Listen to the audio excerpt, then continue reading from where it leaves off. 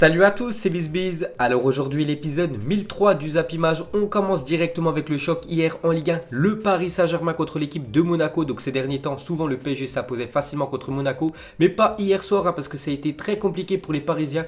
Parce que pour la première de Robert Moreno, le nouveau coach de l'AS Monaco en Ligue 1.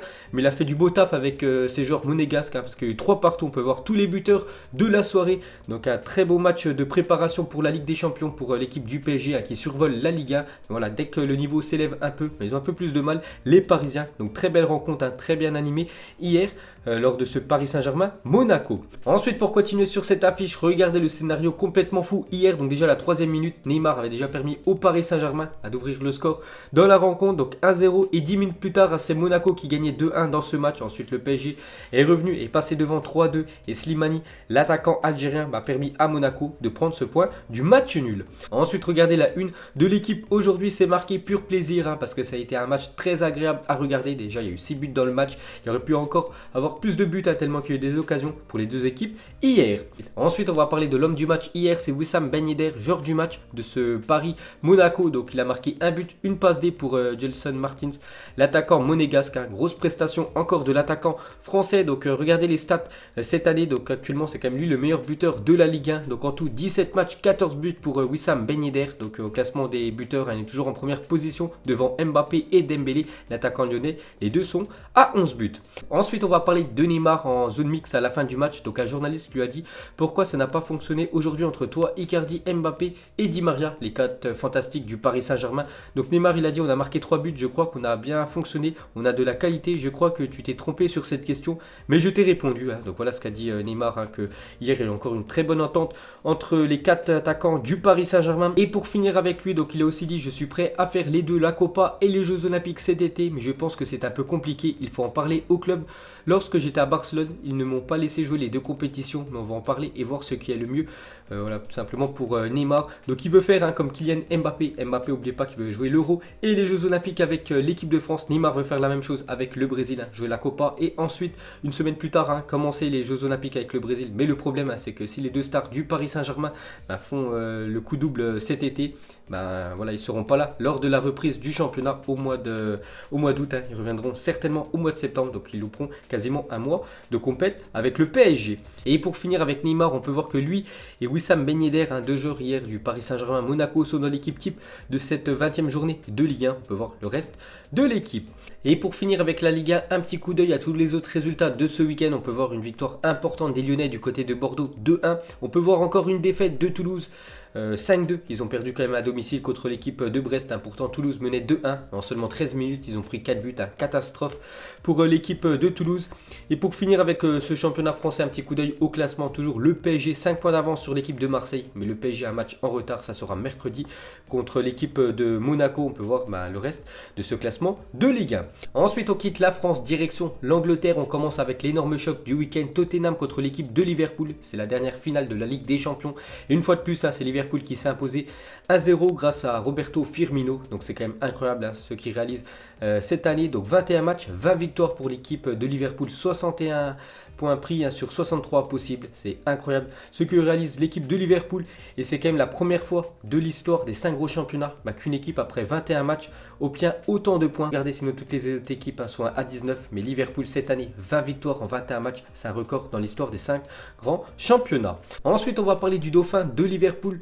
Donc c'est Leicester qui joue contre Southampton et défaite à surprise de Leicester 2-1 à domicile. N'oubliez pas que Leicester s'est imposé au match aller 9-0 du côté de Southampton. Mais cette fois-ci, Southampton a bien pris sa revanche 2-1 du côté de Leicester. Et une petite info sur ce match. Donc Leicester s'est vu refuser 3 buts après l'utilisation de la VAR aujourd'hui face à Southampton. Donc ça a été très bénéfique pour l'équipe de Southampton et très néfaste pour l'équipe de Leicester. Ensuite, cette fois-ci, on va parler de Manchester City qui s'est imposé 6-1 du côté de Aston Villa. On peut voir tous les buteurs de la soirée. Donc grâce à cette victoire, donc Manchester City retrouve sa 2e place aux dépens de Leicester vu qu'ils se sont inclinés. Les Fox, donc Manchester City mène 6-0 face à Aston Villa. Domination totale des Citizens dans ce match. Donc Agüero, c'est quand même 3 buts, 1 passe D. Mahrez, 2 buts, 1 passe D. Rezus, 1 but, 1 passe D. De Bruyne, 2 passes D. Et Bernardo Silva, une passe D. On peut voir que tous les joueurs offensifs ont été décisifs ce week-end côté Citizen. Ensuite, on revient sur Agüero, donc auteur de son 12e triplé. Aujourd'hui, avec Manchester City en Première Ligue, Agüero est le premier joueur à réaliser une telle performance. Jamais un joueur avait obtenu autant de triplés que Agüero. Aucun joueur ne fait mieux que lui. Donc félicitations à l'attaquant argentin. Et pour finir avec lui, on peut voir qu'il devient depuis ce week-end le meilleur buteur étranger de l'histoire de la Première Ligue. Donc il dépasse Thierry Henry avant à 175 buts avec l'équipe de Arsenal. Donc avant, il était à 174 Agüero. Vu qu'il inscrit un triplé, 177 buts. Donc c'est lui maintenant le meilleur buteur étranger de l'histoire de la Première Ligue. Donc félicitations à l'Argentin. Ensuite, on va parler de Arsenal qui se déplaçait pas loin du côté de Crystal Palace. Les deux clubs sont dans la ville de Londres. Et score final, un partout.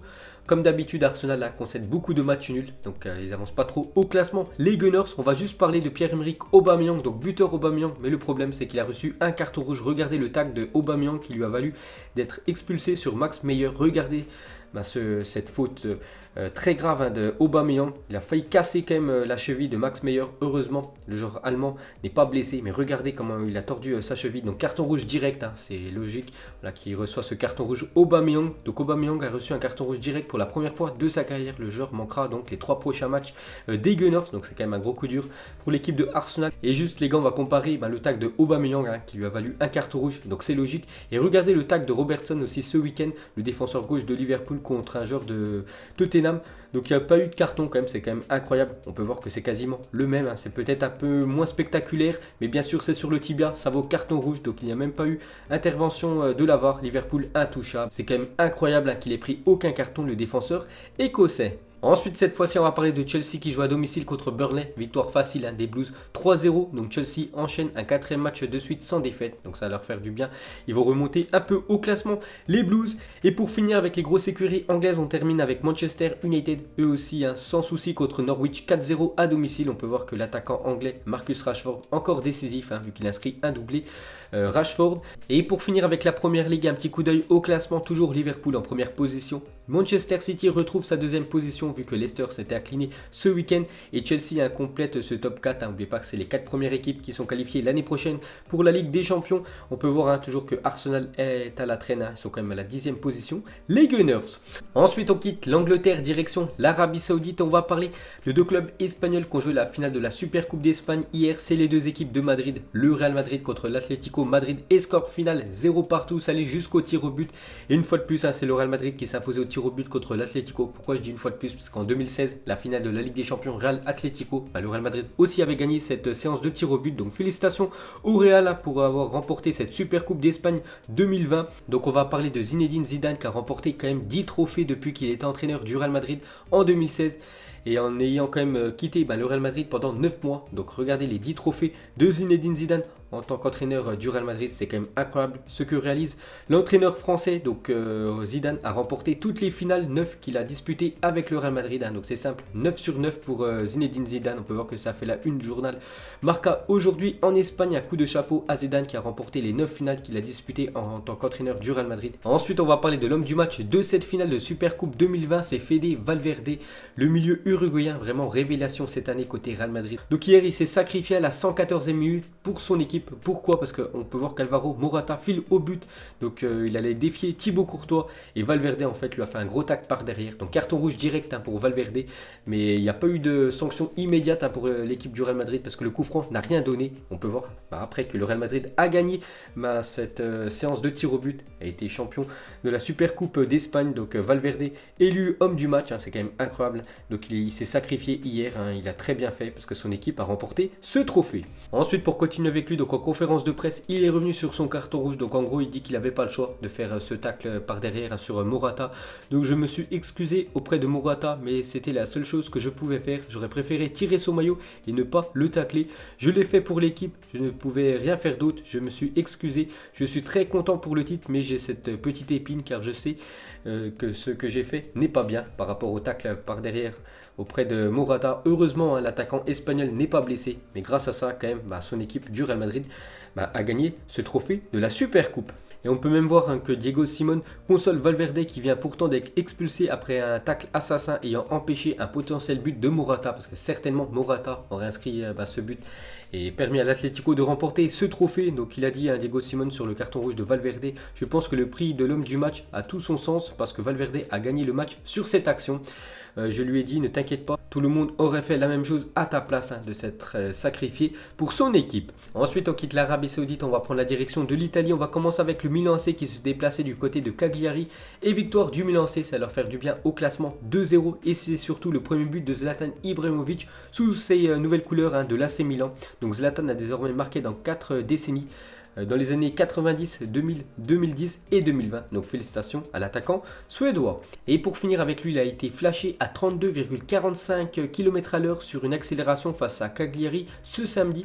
Ceci avec seulement 35 minutes dans les jambes après une période d'arrêt de plus de 2 mois et à 38 ans, plus de 32 km/h, Zlatan Ibrahimovic, donc il va encore très vite, l'attaquant du Milan AC. Ensuite, cette fois-ci, on va parler de la Juventus qui se déplaçait du côté de l'AS Roma hier et victoire de la Juventus 2-1. On peut voir que CR7 a marqué un but dans la rencontre. Donc la Juventus est sacrée championne d'hiver. Donc en tout 19 matchs, 15 victoires, 3 nuls, 1 défaite. Plutôt pas mal pour la Juventus. Mais cette année, il y a quand même l'Inter qui arrive à accrocher cette équipe de la Juve. Il va encore beaucoup de suspense jusqu'à la fin de la saison. Donc on revient sur Ronaldo, c'est quand même 14 buts lors de ses 11 derniers matchs avec la Juve et le Portugal. On peut voir qu'il est souvent décisif ces derniers temps. CR7, donc pour continuer avec lui, il a marqué lors de ses 6 derniers matchs de Serie A. C'est sa meilleure série dans le championnat italien depuis qu'il est arrivé en Italie. Il n'avait toujours pas fait 6 matchs d'affilée en ayant marqué au moins un but. Actuellement, c'est chose faite pour le Portugais. Et pour finir avec lui, donc on peut voir qu'en 2020, il est là, Cristiano Ronaldo, parce que 2 matchs, 4 buts quand même pour CR7, un triplé il y a quelques jours et un but ce week-end. Donc il veut avoir son 6e ballon d'or sur cette année 2020. Et pour finir sur cette rencontre, juste la mauvaise nouvelle, c'est la sortie sur blessure contre la Juventus de Nicolo Zaniolo qui souffre d'une rupture du ligament croisé antérieur du genou droit, annonce l'AS Roma. Donc rupture du ligament croisé, les gars, c'est normalement 6 mois de repos. Donc il devrait louper l'Euro avec l'équipe de l'Italie, Zaniolo, qui jouait ces derniers temps avec la sélection italienne. Donc gros coup dur pour lui et pour l'équipe de l'AS Rome. Et juste les gars, pour finir avec cette blessure, une rupture des ligaments croisés, en fait c'est quoi? Donc je vous montre en photo. Donc la photo A, tout va bien, on peut voir le tendon à gauche qui est parfait. La photo B, en fait on peut voir que le tendon commence à se casser. Et photo C, c'est la rupture du ligament croisé. Donc il faut une intervention chirurgicale, se faire opérer pour tout remettre ça en place. Et bien sûr après il faut 6 mois de repos. Il faut encore après de la rééducation. Donc c'est une très grave blessure et c'est vrai qu'il y a beaucoup de footballeurs qui l'ont eu cette année. Donc voilà les gars, la fin de ce Zapimage 1003. Donc si ça vous a plu, un petit like et je vous ferai l'épisode 1004 demain. Donc moi je vous laisse et je vous dis à la prochaine. Comme d'habitude, ciao à tous.